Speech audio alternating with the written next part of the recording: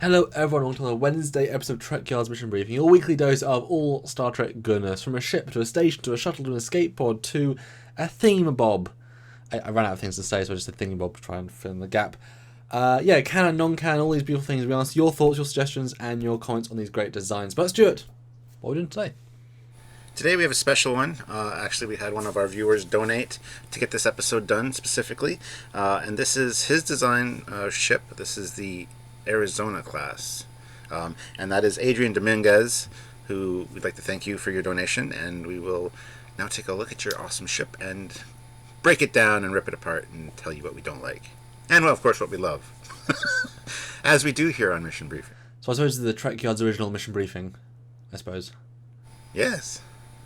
I suppose so. Yeah, so he made this model. I saw it on the page. I was really intrigued by it, and so I messaged him and we got talking, and he wanted to have our view and help support the show at the same time. So yeah, Arizona class. Now, is it Battleship? Is it Dreadnought? I know the scaling. I know some of the details. But Stuart, what's your first impression of this shot and this ship? First impression. It's a big ship by the looks of it. I mean, look at all the lights you got there. Yeah, absolutely. Yeah. Looks like there's like placements along the back for weapons, which is cool because that was very much like a battleship feel. And I assume this is made to honor the USS Arizona, which went down in Pearl Harbor. Right. So, yeah. So that's cool. That look. It's something you don't see in Star Trek. But I would assume that this is very much a dedicated battleship. Then, like, this is not an explorer, not standard for the fleet. This is probably something that's sent out for specific, we need to kick somebody's ass kind of missions. I mean, honestly, you need those ships occasionally. I mean, in Deep Space Nine, the Defiant found that humongous Dominion battleship. It ripped things apart. I mean, that was a very deadly foe. So you need, the Excalibur class, the fan favorite, is also a big, carrier battleship, and this is in the same vein all over. I actually really like the style of saucer. It's an interesting it's sort of curvy, sort of pointy, but it's not. The easy thing to do with this would have been go totally aggressive, go point. I don't think it would have worked for this. I really like how, I guess, imperfect the curve is, but it feels as if the ship is that big that they just had to build what they could, and that's how they had to build it. Like, it gives it kind of a more real feel, if that makes sense. Yeah. The little point thing at the front kind of bothers me a little bit, that it's not more smooth. That little deviation there is a little bit odd. It looks like they took the shape of the Voyager and the Sovereign and kind of tried to make. I agree. I mean, obviously this is clearly not a finished model, and hopefully he'll want us to do a full episode when it gets to that. But again, you can still tell a lot about it. I mean, some really wonderful details. The multi-leveling, we'll see that in later pictures. The Enterprise E, if you look at the central part, it's got very very clearly E-inspired, almost first saucer element with that sort of neck part, and then it extends the secondary ship. So it gives you a familiar vibe, but actually extends it into a very unique feeling piece. So it's very different. And I think it does feel advanced, which is an interesting feel, Yes. Yeah, it does feel like it was done after the Sovereign. The engines are quite different. They're very Akira-esque almost, with the blue element. Yep. But actually, let's move to the next picture real quick now. This shows a shot of it from the front, and you get... Now the top isn't so confusing with the extra blue glow and stuff from the engines, because you see there are actually 4 warp nacelles, or 2 pairs. Which is pretty beefy. Yeah. And I think there isn't a blue glow on the hull. I think that's just a reflection in the map. I was going to ask. Yeah, that's my gut reaction to that. It's this coming at you. Honestly, it looks like a whale. That's what the vibe I get. It's a very big, reliable ship that you throw another ship next to, and you'll be like, "Oh, look at the cute Federation starships next to the fleet carrier." This is the one that is in sector 002. If the Borg are going to come to us, and it's got the whole fleet around it, and it's the primary ship, and it's it's got Fleet Admiral whoever. Yeah. I don't get the whale vibe. I do from other ships. I mentioned it before. This one I don't get that shape. It's the, I think the it's how big saucer. it is. I think. Maybe, yeah. The saucer for me feels more like one of like Cloud City from Star Wars.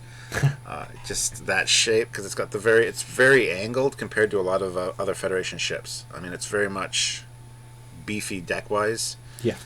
And it's not quite as gentle of a progression towards the top.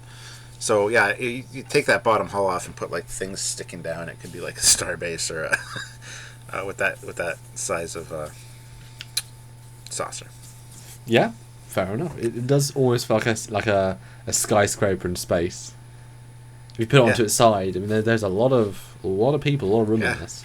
You know, and it's not a bad thing. Like I would like to know the stats on this. I'd like to know the crew complement. Well, I have some of them, but we'll wait until the scale chart that we were given. Okay. Because that'll give you some context. But the next photo I absolutely love because perspective shots are always very interesting. And this shows a lot of the thought that's gone into this aft section. What do you think? Well, we got 4 impulse engines. Okay, see that there's 2 hangar bays there. I think Excelsior style bottom, well, sort of Excelsior style bottom hangar at the bottom of the bottom. That's what my gut reaction is to that. Yeah, and here you can see more of the.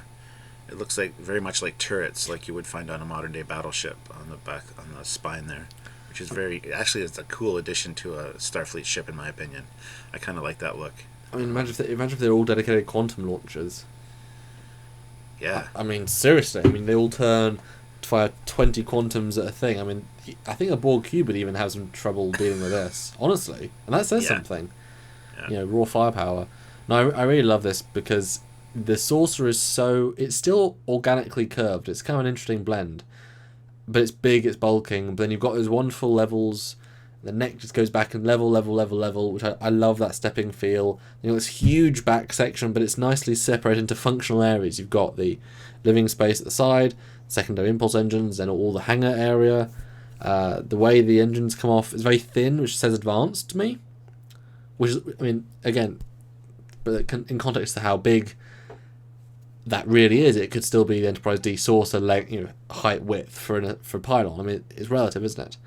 And those nacelles are huge. I mean, they are very, very big. Just raw power is the vibe I get from them. They just said, right, we can't use 2, we need 4. These are the biggest engines we can build with the most power just to make sure this thing has a stable warp field. Yeah. So is this the next generation of Constellation class ships then with 4 engines, 4 nacelles? It's something. I think it's its own generation, honestly. I guess the great grandkid of like the Mars class TOS battleship. Yeah. Yeah. All right. Well, let's go to the next picture, and here is what I've been waiting for. Actually, is the scaling compared to the Enterprise E. So this thing is huge. Wonderfully provided by the creator, which obviously helped. Didn't have to do any rendering for this one, which was great. I'm surprised, but also not surprised, if that makes sense. I'm surprised too. It's bigger than I had anticipated. Yeah. But now, I mean, the sizing of the windows makes more sense to me. I'm trying to work out, is that Enterprise E top section, at least the bridge and first level, is that the same size as on the other ship? I know that the wing components are a lot bigger, but is the other bit the same size? It looks roughly the right size. It's a little bit bigger on the Arizona, but it's close. It's very close. Which I kind of like. They kept a similar scale because it puts into perspective. Yeah. That's the same bridge. Now the ship's this big. This is a big ship, Stuart. This is a very big ship. It's a massive ship is the word you're looking for, not big. Massive. I mean, it puts the Excalibur to shame, honestly. I mean, again, this against a Borg cube, this is appropriately sized. I mean, the Borg cube's what, 3,000 meters in diameter. The Enterprise E is 620, so this is, a third of the width of a Borg cube. I guess that kind of puts into less perspective there, but I mean, this is a pretty meaty ship. I mean, if this was side by side, you'd be like, oh yeah, okay, they're comparable. Yeah. But Stuart, let's go some stats while we're with the E. Just some context. So, it's a battleship, possibly dreadnought. There's a question mark there. The chief design consultants were Admiral Catherine Janeway and Lieutenant Commander Annika Hansen, 7 of 9. So that certainly says to being an anti-Borg ship. That's what, I guess I was right there. I haven't read these in advance because it's good to do them fresh. Length is 1,551 meters, approximately. He put that in brackets. So 1,500 meters. So just over twice the size of the E, which is the longest ship in the Starfleet. Which makes this picture seem a little bit off to me. The E's a little bit small in that case. Okay. In my opinion. Well, when I do scale renders, I make sure they're exact. This is scale render. That's all I'm going to say. Width of 693 meters. So it's the width of the end. It's the width is the length of the Enterprise E. Yeah. Crew. Guess a crew. There is a range, but what do you think? 2,500 to 4,000. Ooh, so close. 2,000, 2,800. 2,000 to 2,800. My guess is that they dedicate a lot of space to hangar and fighters, hence where all that space is going. It's a dedicated carrier as well. Yeah. Warp 9.9 and quantum slipstream. Fair enough. Weapons. Torpedo pods. There's 5 dorsal, 3 ventral. It has photon quantum transphasic, which is the new Voyager one, and shield destabilizer, which is to go against Borg adaptation. Nice. Cool. It's got the that's type 13 phasers, and there's 22 phase arrays.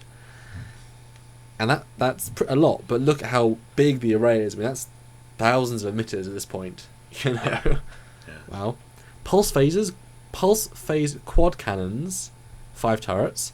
So that's what I'm guessing those turret things are. They're pulse phasers, which is interesting. What do you think about that? It's interesting. I always consider pulse phasers to be a little bit more like underpowered compared to a regular phaser. Really? Because that's why they're pulse. It's like smaller energy, but punch. Instead of a solid beam that's a lot stronger. Well, I was with the impression that per energy it was stronger because the Defiant, dum, it can blow up a Gemini bug ship. And I know a beam can do the same, but boom, it's gone. I mean, that's a lot of power that's being churned right out. I would have made them like plasma turrets, because we know plasma weapons are very, very punchy. Yeah, but that's Romulans and that's Federation. But I kind of dig the idea of pulse phases because we know the Defiant used them heavily and it was totally effective. I mean, just the fact that you can destroy a bug ship in so few seconds means that's almost point defense in its own way. But if they were all torpedo-based turrets, then obviously there's ammunition problems. The pulse, as long as you've got power, you've got weapons. I would guess, honestly, that each turret has a dedicated power supply, so it can run independently. It's big enough of a ship, and they're big enough turrets. I mean, why not? One thing that I would probably change, though, because this is the Federation, and we know their ideology, we know how they think. Right. Those should be retractable. Oh, yeah. So that when you meet an alien species you've never met before, you can, Babylon 5. Honestly have no weapons. The whole war started. We almost lost everything because of those damn turrets. With peace. Retractable guns. And then, as soon as this thing decides to go into battle, you see them, the doors separate and these huge turrets come up. They'll be like, oh, yes. And just visually, from a cinematic point of view, it comes in and then you do a close, moves and then you just see, basically it's like BSG, all those turrets, just go to the side. Oh, I want to see this in action now. Defensive, it has ablative hull armor, always good. Automated shield regeneration matrix, which is based on Borg tech. Yeah. Similar to ablative generator, armor brought back from the future Janeway, but without the physical armor. Oh, so it has a energy-based ablative armor. Cool. Okay. Explain that in tech, but okay. Oh, this is one that I think, phase cloak. Ooh, okay. Dispensation for use in Beta and Gamma Quadrant, although Romulan government is not aware of this phasing capability. Really? They have a lot of spies, guys. Even though the Poe Planet blew up. They have a lot of spies. What do you think about that? That's cool. That's Phase. cool. Phase cloak. Wow. But cloak is Klingon and Romulan, Samuel. You can't have that. I'm just countering your plasma weapons idea.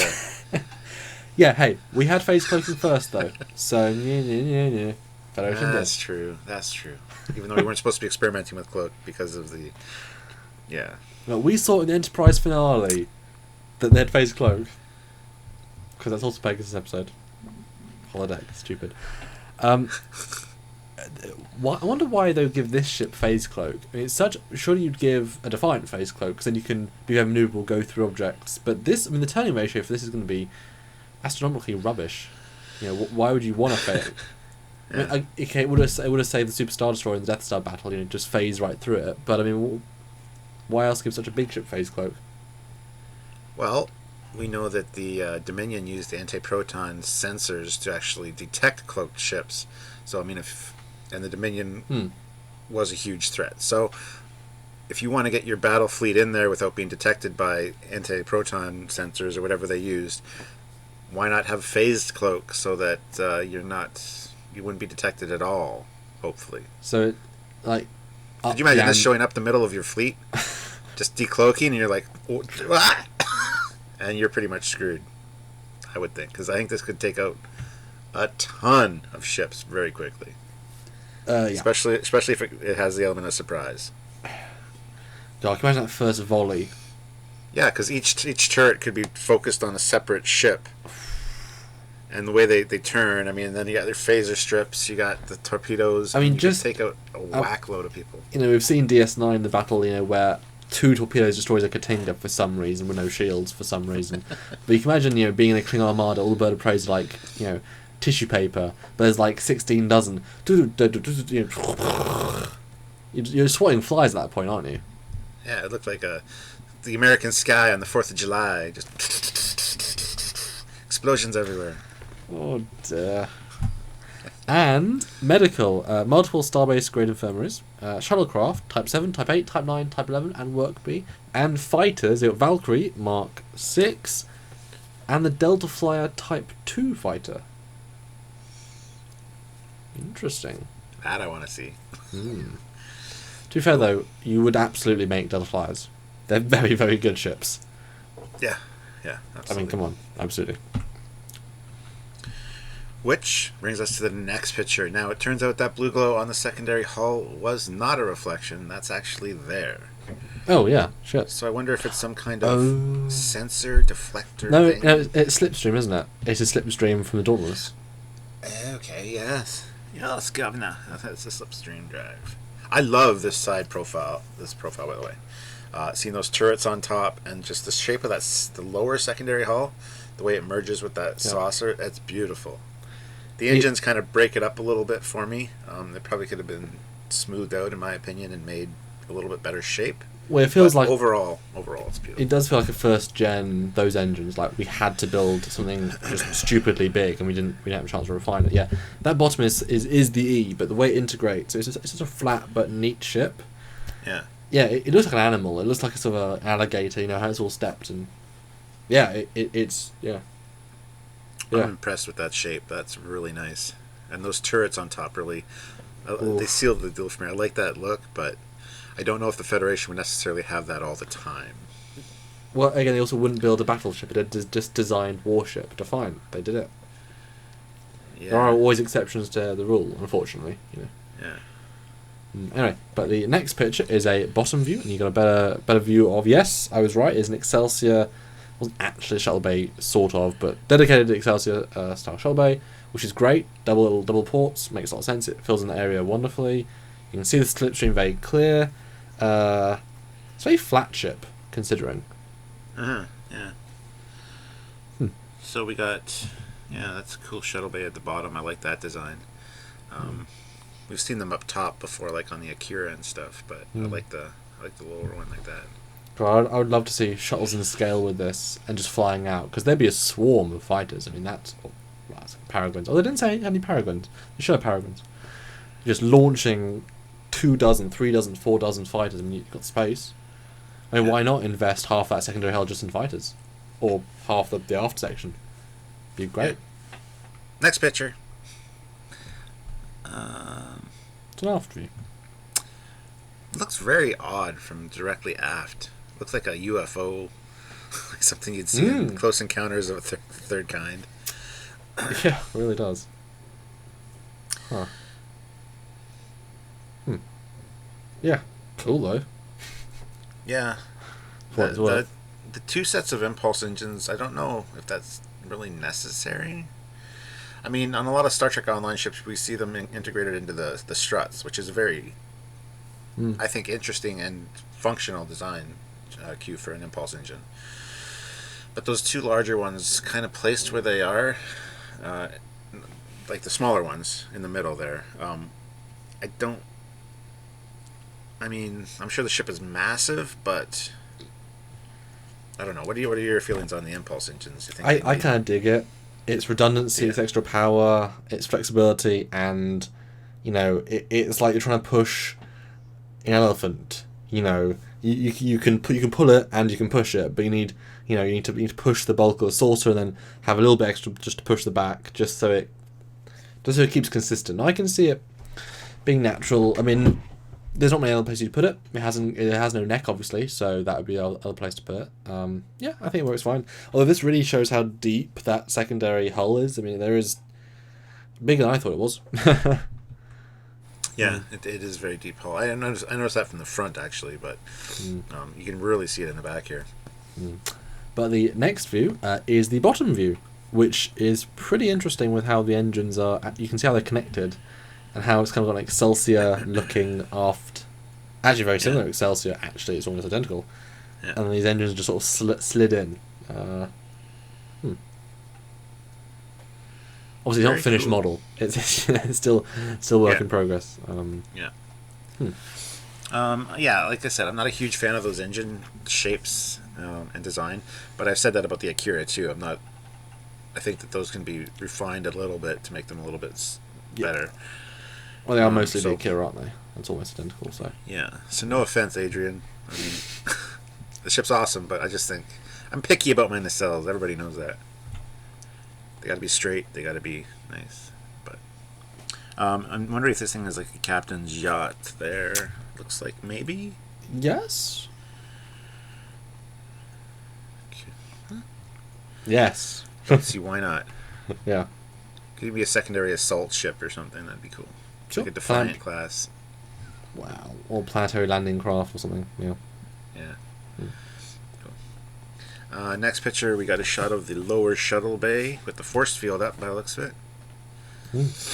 Nice to see all the little details. Always good to put them in. Gives it way more depth and... Yeah. It looks less big than I thought, actually. It doesn't go back as far. I don't even understand how the ships are really landed, but okay. Well, I would have liked to see a shuttle in there so I could get a sense of scale more.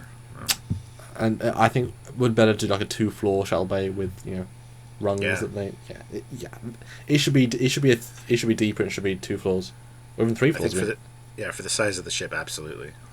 All those points. Make it a hangar. Make it a carrier, absolutely.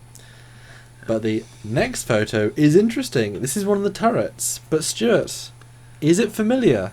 It is. It's very familiar, actually. I really like that. That is the torpedo module, or on the roll bar of the Akira, basically. I didn't realize it was that until this close-up. Yeah. So you can see... So does this also have torpedo capabilities then? I would imagine so. If it's got those... Because the lower parts look like the torpedo launchers, and the upper part looks like it could be the plas or the phaser bolts. I mean, it would make sense, and you've got enough space to have ammo capacity. I mean, 3 torpedo launchers on all these different sides. I mean, that's a hell of a lot of... Yeah. Especially since torpedoes are self-guided, you just shoot them out. It's fine, then you have the pulse phasers to move and rotate.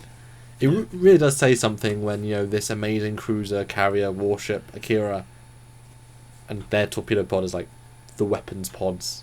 Like, there's like 8 of them, and they're all... That tells you a scale as well. Although I think these are shrunk versions because. Yeah, I think they're scaled up. Because there are scale problems with the Akira, but the Akira is actually a pretty big ship. I think these are a little bit, but that's fine. It's fine. But a great idea though. Why not? I mean, it's familiar. Yeah. It works. I would say though that I would have had the torpedoes actually pointing up, like angled, rather than go out straight. Because if you have torpedoes that are facing the hull, I mean you can't shoot them, so it presents a problem. If they're all pointing up a little bit, then if there's a clear firing arc, like if you're doing a turn. Well, yeah, if they're flat, they'll just shoot wrongly. But if they're, you know what I mean. But it's a small thing. Yeah. Well, the addition of that modern-looking turret on top, I think, is really fantastic. And I'm sure that I don't know if the lower part would rotate. It doesn't look like it would, but the upper part, I'm sure, is a rotatable turret thing. So I like that addition. Like I said, don't know if it's very Starfleet or very Star Trek necessarily, but I like the addition. So. And 4-pulse turrets are powerful. And again, it's a great nod and homage to the Arizona that was sunk at Pearl Harbor. So that's what I think he was going for here. So absolutely. Fantastic job. I think Trekyards approves. I would love to see a more detailed finished model of this and maybe some animations of it. Would be awesome at some point. Get on that and get back to us. And that's the end thought. Absolutely. All right, cool. Well, so the last picture is back to the first picture. It's a great shot of it from the top. And so again, I'd like to thank Adrian Dominguez for donating for this episode of Mission Briefing. It was fun. We love looking at fan ships because a lot of thought goes into these and a lot of creativity. So thank you very much for that. And but Stuart, closing thoughts as always. I'll go first this time. I like it. It's a simple closing thought. Yeah, it is. I think we said everything in the episode. I like it. It works. Yeah, I like it too. And I would like to see a finished version of it. Absolutely detailed and fleshed out more. But change the engines. Change the nacelles just a little bit. That's just my personal opinion.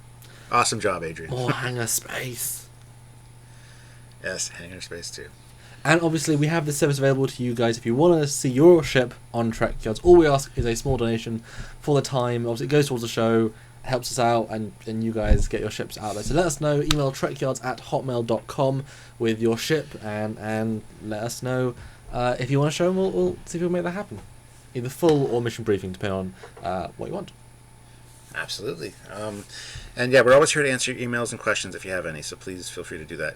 And if you guys enjoyed today's show, click that like button. Don't forget to subscribe so you don't miss out on any Trekyards goodness. There's lots of it out there. And yeah, if you want your own ship, please email us. There's other ways to help out the show as well. Samuel?